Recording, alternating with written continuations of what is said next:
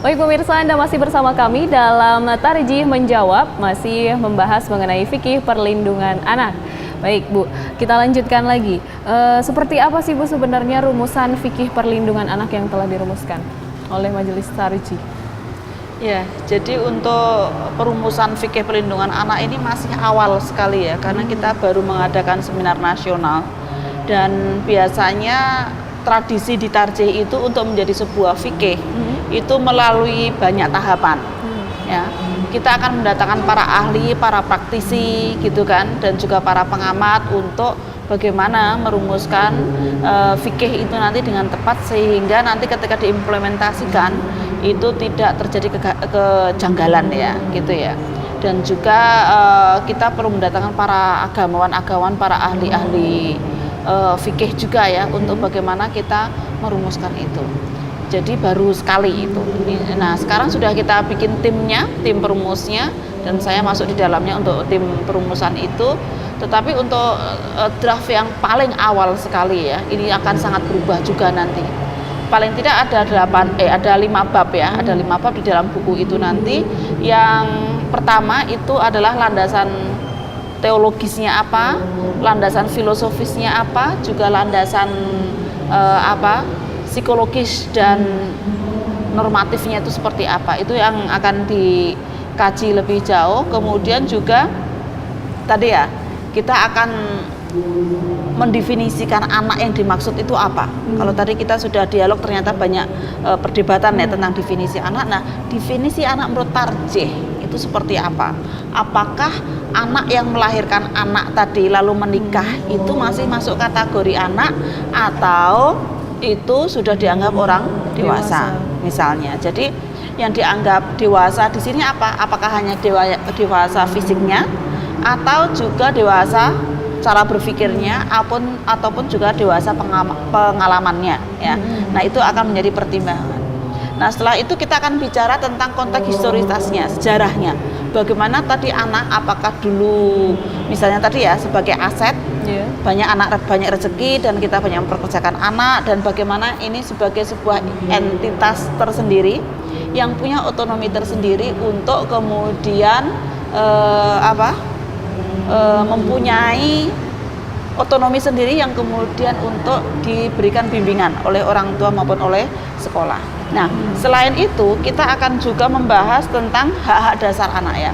Hak-hak dasar anak seperti yang kita sampaikan tadi ada 4 ya, ada 4 hak dasar, yaitu hak yang terkait dengan non-diskriminasi, lalu hak terkait dengan prinsip boleh mengungkapkan pendapat ya, bahwa anak itu bisa mengungkapkan pendapat.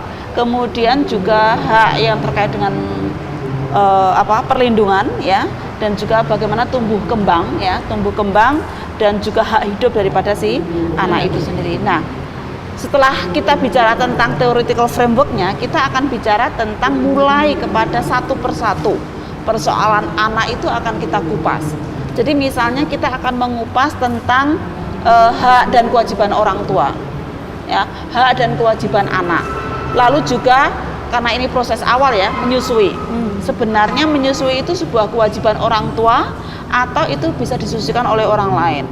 Ya, misalnya kayak Nabi Muhammad itu kan Halimah Sa'diyah yang menyusukan ya, bukan ibunya sendiri gitu ya.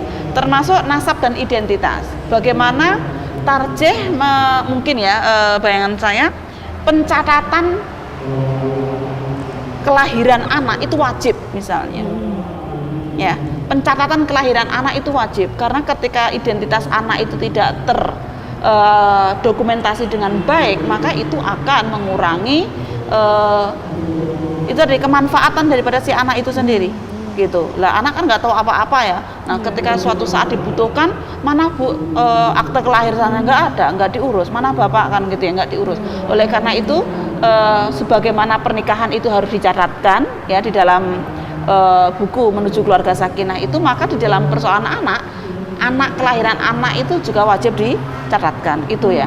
Kemudian juga kita akan bicara tentang tata cara pendidikan anak. Kayak tadi misalnya kita sudah menjelaskan apakah arti pemukulan itu bisa berarti fisik atau sebenarnya itu bisa diartikan lebih kepada bagaimana yang penting ada kesadaran pada anak bahwa dia itu ada kemauan untuk melakukan ibadah-ibadah yang diajarkan di dalam agama, termasuk juga penanaman disiplin ya. Nah, setelah itu kita akan bicara tentang aspek perlindungannya.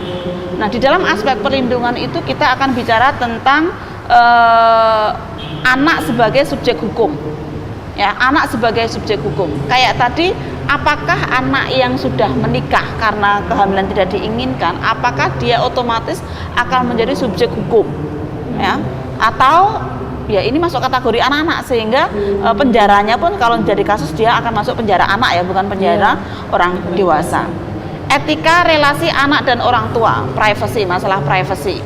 Sejauh mana anak itu ya ini susah juga ya, kalau di budaya kita itu seringnya anak itu selalu tidur bersama dengan orang tua ya, walaupun ada 2 kamar gitu ya tetap masih minta dikeloni. Itulah yang kemudian berbeda dengan budaya barat ya. Kalau di barat itu mulai TK sudah mulai bayi dia sudah tidur sendiri kan begitu. Nah, kalau di kita kan susah sekali itu. Kemudian juga anak bekerja dari perspektif fikih, lalu ada jinayah Islam terkait kejahatan seksual. Jadi termasuk akan kita bicarakan saksi difabel. Orang yang mempunyai kebutuhan khusus itu bisa kita terima kesaksiannya atau tidak. Anak yang mempunyai kebutuhan khusus gitu ya, itu bisa diterima kesaksiannya atau tidak, misalnya gitu. Dan nanti kemudian ketika kita masuk kepada anak dalam keluarga, maka kita akan bicara tentang hak anak ketika orang tua sudah bercerai. Lalu bicara tentang adopsi, lalu bicara tentang kewarisan dan juga usia perkawinan minimum ya, usia minimum perkawinan anak.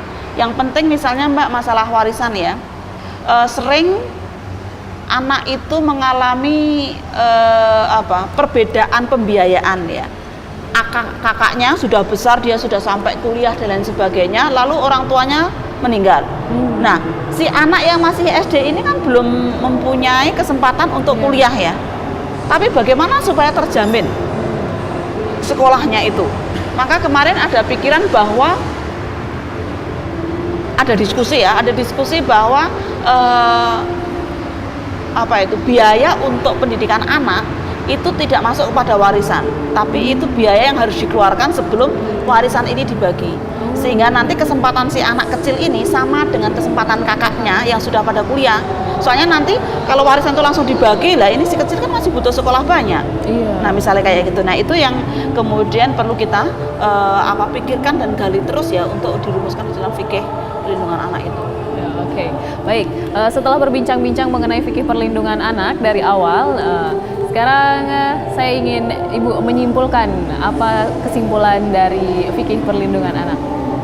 Ya, satu, fikih perlindungan anak ini adalah sesuatu yang sangat penting dan urgent, mengingat banyak persoalan yang terjadi kepada anak itu, baik dari kejahatan seksual, penelantaran, identitas yang tidak jelas, ataupun juga perilaku-perilaku atas nama pendidikan yang terkadang justru mencederai aspek psikologis anak itu sendiri. Itu yang pertama. Kemudian yang kedua, Aisyah Muhammadiyah itu persyarikatan yang sangat strategis, yang dia mempunyai wilayah, daerah, cabang dan ranting yang banyak sekali. Nah, fikih ini ditunggu. Fikih ini akan ditunggu oleh banyak orang, terutama dari kalangan internal Muhammadiyah Aisyah ya, karena menghadapi semakin kompleksnya terkait dengan tadi ya, misalnya perubahan paradigma dari anak itu sebagai aset ekonomi menjadi anak itu sebagai orang yang punya otonomi terhadap dirinya sendiri. Karena itu perlu dirumuskan. Aisyah Muhammadiyah mau di mana? Mau masih memikirkan sebagai aset ekonomi atau sudah menjadikan anak itu sebagai seorang makhluk yang punya otonomi, yang membutuhkan bimbingan, ya kan? Kemudian yang ketiga, persoalan anak itu masih multitafsir, ya. Apakah dicatatkan atau tidak, misalnya, apakah kemudian adopsi itu, anak adopsi itu butuh dapat warisan atau tidak, ya kan? Lalu termasuk misalnya menyusui tadi bagaimana gitu ya, dan lain sebagainya. Jadi yang terkadang memang ada multi tafsir. Nah, karena itu kita dengan fikih perlindungan anak itu diharapkan bisa merumuskan ya, dengan mendatangkan para ahli, praktisi, pengamat gitu ya, peneliti yang terkait dengan anak ini, sehingga nanti hasil perumusan fikih perlindungan anak itu akan menjadi sebuah panduan yang bermanfaat terutama untuk the best interest of the child gitu. Dan yang jelas dengan kita mengetahui fikih perlindungan anak ini, maka masa depan ya, masa depan bangsa Indonesia ini, masa depan umur dunia ini gitu ya, tidak ya, bahasa saya ya, mengundur waktu kiamat lah. Mengundur waktu kiamat gitu kalau kita bisa memperlakukan anak ini sebagaimana mestinya gitu ya. Oke. Baik, terima kasih Ibu Alimatul Kiptiah yang telah sharing ilmu pengetahuan ya bersama kami. Semoga ilmu yang diberikan bermanfaat untuk kami. Baik, akhirnya saya Isfi Suari Dilakandi dan kru yang bertugas pamit undur diri. Saksikan terus Tarjih Menjawab di episode selanjutnya. Wassalamualaikum warahmatullahi wabarakatuh.